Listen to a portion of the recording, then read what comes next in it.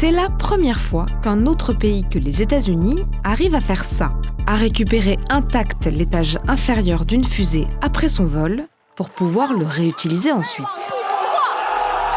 Ces images ont été tournées en Chine le 10 juillet. C'est de l'île de Hainan, dans le sud du pays, que l'agence CASC a fait décoller cette fusée. Une longue marche 10B, 63 mètres de haut, 5 mètres de large et 760 tonnes.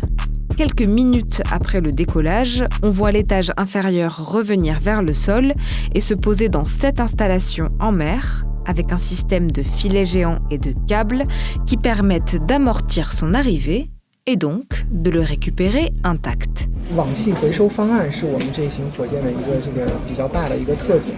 整个这个网系回收方案也是这个世界上的首次。 Normalement, cette partie sert uniquement à propulser la fusée à une certaine altitude et à une certaine vitesse.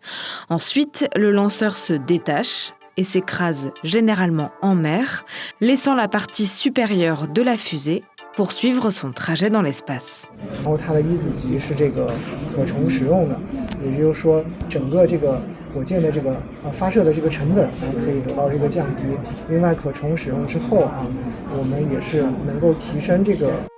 Jusqu'ici, seules des entreprises américaines avaient été capables de récupérer des éléments de leur fusée avant qu'ils ne s'écrasent au sol, comme par exemple ici avec SpaceX, à l'aide de bras mécaniques placés sur la tour de lancement.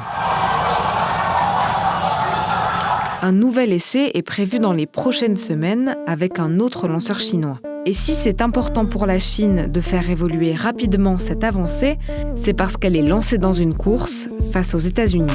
Une course à celui qui enverra en premier des astronautes sur la Lune dans les prochaines années. La Chine prévoit d'accomplir cet objectif d'ici à 2030.